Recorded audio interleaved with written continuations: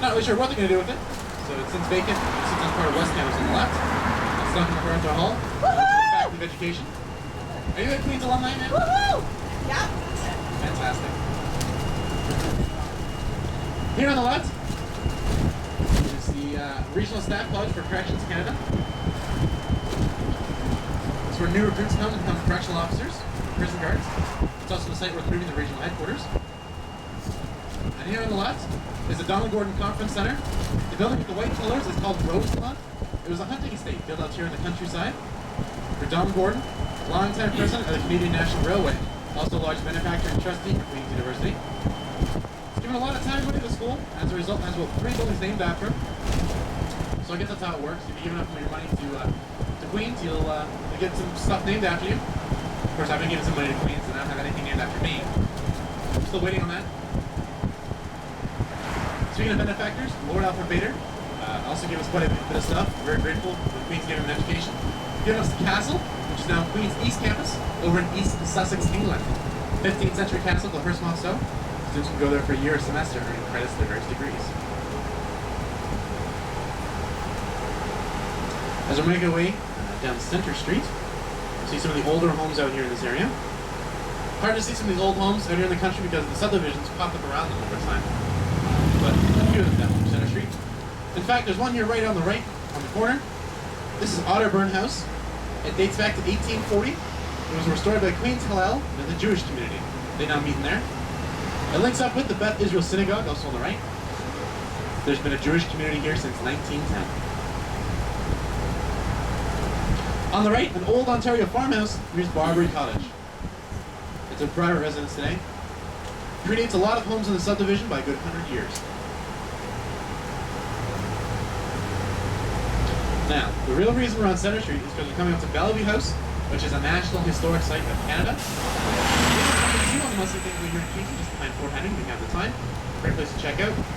We ask for a small admission fee. You can park here on the right for free. Just wander across the street. On the left-hand side, the Visitor Center is the old stable house here on the left. And just beside it, also on the left, is Bellevue House. A National Historic Site. It was from 1848 to 1849. Sir John A. Macdonald lived out here with his wife Isabella and his son John Jr. So this house here on the left, you can see some of the staff coming out to greet us. It's an Italian villa-style home. You can wander through the 7th floor. Staff are all in period costume, as you can see. So the Macdonalds moved on here because his wife Isabella was quite ill with what they were calling consumption, or we now call it tuberculosis. So they prescribed fresh country air for her. Which, you know, that's not really the best thing for tuberculosis these days. So they recreate life as it was when the Macdonalds were living here. The house is set up as it was when they were here. They also had to maintain the grounds using the same tools and methods as periods when Macdonalds were living here. Which means when they cut the grass, they have to use, does anybody know? No, not goats. Good one. They have to use a scythe. A long stick with a curved blade on the end of it. It takes a full week to cut the lawn. They can only do it when it's long enough and just wet enough. Unfortunately for them, they moved out in 1849 and 1850 is when the push lawnmower was manufactured. So if McDonald's had to suck it out for another year, staff would be using a push lawnmower today. That's life though, right? So Bellevue House, sad for McDonald's. His wife Isabel is quite ill, didn't really get any better. Doctors were also giving her a concoction of liquid opium and sherry to combat the pain she was in. That nailed her right to the bed, let me tell you. Also sad because his son, John Jr., unfortunately passed away at the small age of 11 months due to sudden infant death syndrome, or crib death. So, sad for McDonald's. They eventually moved out of Bellevue House to be closer to Isabel's doctors within the limits of the city. So, today, among other things, Kingston has some of the best freshwater winds in the world, which is why we had the Montreal Olympics here in 1976. Also why we have an Olympic qualifying event, a regatta, that takes place in these waters, happening sometime soon in August. There's one of our fireboats there to the right, which I believe recently bought from Boston. Great wind conditions also mean we're a prime candidate for a wind farm. You can see the Wolfine Wind Project out there to the right. Capable of generating, there are 86 wind turbines. They generate 200 megawatts of electricity, which is enough to power every home in Kingston and the surrounding area all year round. If you're to break it down, it means each one of those wind turbines can power 1,000 homes. There's a lot of controversy surrounding them, though, after they went online 2 years ago. Some Some people find they destroy the aesthetic of the skyline. Some people find them too noisy. Some people don't like them because there's a bird sanctuary out on Wolf Island. So as you can imagine, those giant spinning fans aren't too forgiving to the local birds. Now, around Queen's University property, there's the main campus. Residence buildings here on the left-hand side. Queen's was founded in 1841, making it 26 years older than Canada as a country. It's the first institution in Canada to grant degrees, although we're not the oldest school. 21,000 students attend here, 95% of which come from outside of Kingston. Top programs, among others, include law, medicine, engineering, as well as the MBA program, which is ranked #1 internationally outside of the United States. Chemistry building here on the right, Chernoff Hall, built for $57 million. The chemistry building, not the most expensive building on campus, you'll soon find out. On the left, this is Victoria Hall, the largest residence building for 750 students.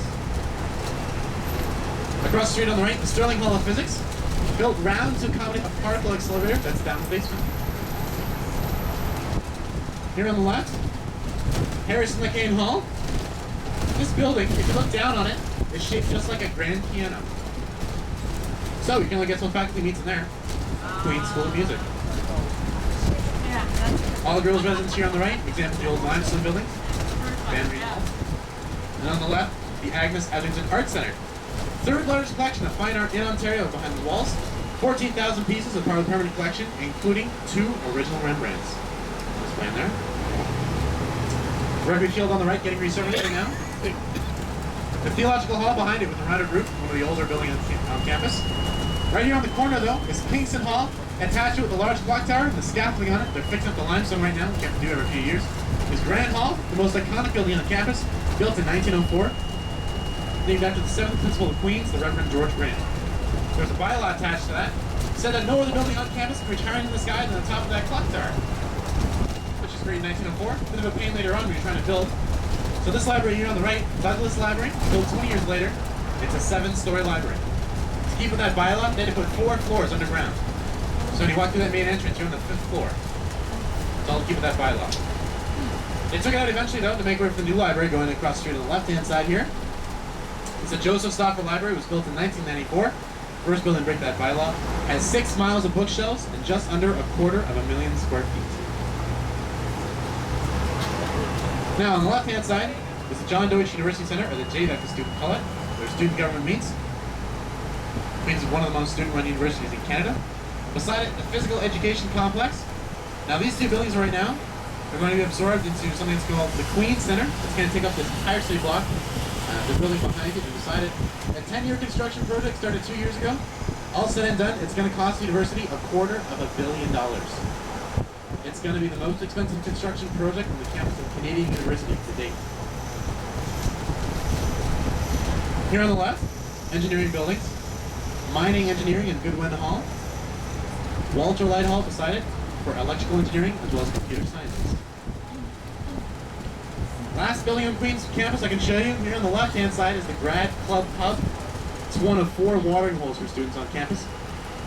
You can often see them out there on a nice day like today testing fluid dynamics.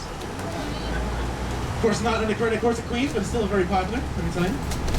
Here on the right, City Park once again. Now, back here at the Capitol, the government bought all this land from the Murney family with the intention of putting our government buildings right here. So, if we restore the Capitol, this is where our Parliament Hill would sit today. But we lost the Capitol in 1844, went up to Montreal and never came back. Just bounced around a few other places before ending up in Ottawa. On the left, the Frontenac County Courthouse, built in 1855 in a Hobbes style of architecture. After one side mirrored by the other, similar to City Hall or Buckingham Palace. That ornate fountain out in front, built at a cost of $624. Now, we had it repaired a few years ago. It cost us $60,000. So that's inflation, right?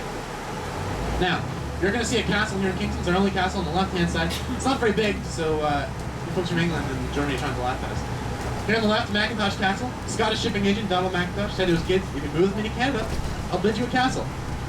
Of course, he didn't tell them how big it was going to be, right? It's here on the left. Private residence today. Beside it is French Victorian, the Hochelaga Inn. Hochelaga is an Aboriginal word meaning the island of Montreal. Row houses on the left. Considered very trendy because of those rounded archways called mews to accommodate a horse and carriage to get to the back. You see quite a few of those around downtown as well. Here on the left, the Rosemounts Inn, Bed and Breakfast and Spa. another bed and breakfast, built in a similar time villa style to that at Bellevue House. If you're planning to stay there, it's only fair that I warn you, it's rumored to be haunted. Well, the story goes that there are ghost slippers running up and down the second floor corridor at nighttime with nobody in them. And a few guests also claim their shoes aren't in the same spot when they leave them when they go to sleep. I guess you guys are safe then, huh? Sounds like more fluid dynamics, right? Yeah. That's probably what it is. So you might have noticed a lot of limestone architecture in our city. In fact, here on the left you see a carriage house. There are 3 of them on the street. Kingston's called the Limestone City because we sit on a giant ancient seabed of limestone, which means you only have to go down about 3 feet to find it. So they often quarried up everything you did right on site. Which is what they did for the courthouse we saw, the Frontenac County Courthouse. They quarried all the rock right on site, used part of it as well as the foundation. Able to quarry a portion of City Hall right on site as well. And this church up ahead on the left-hand side, St. Mary's Roman Catholic Cathedral.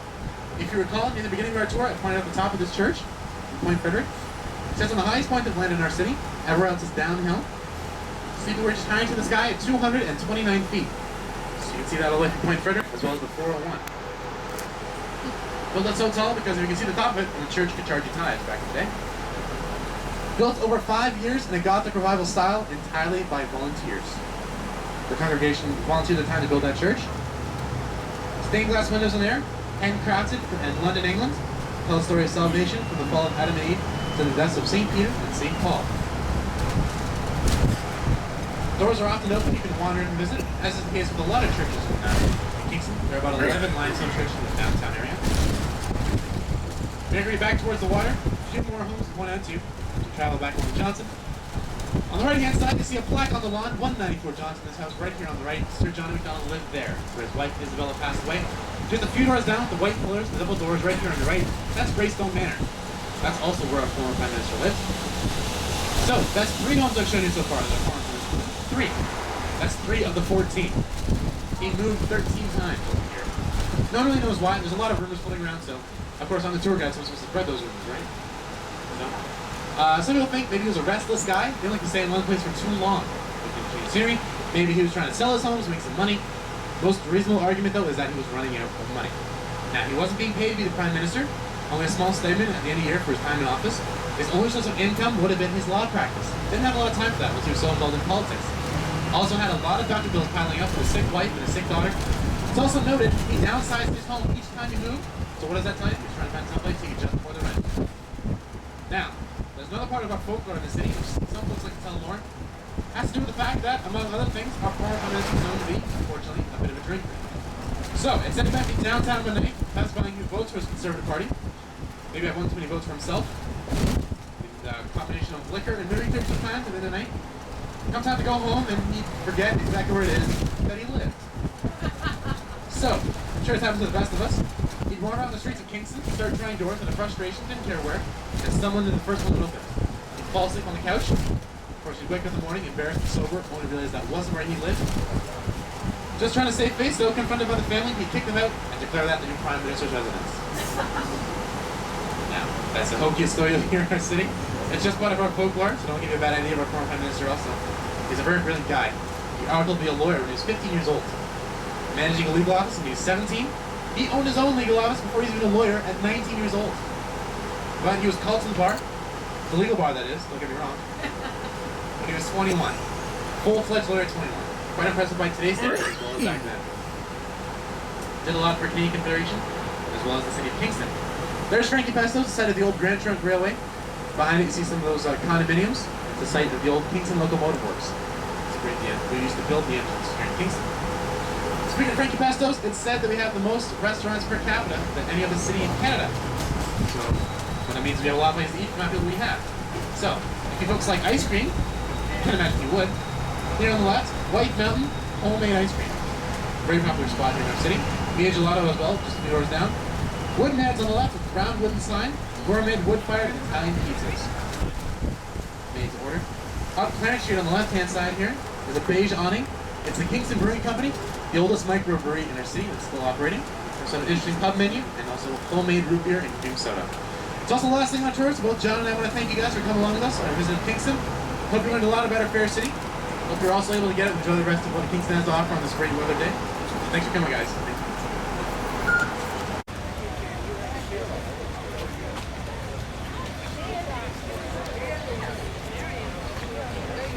That was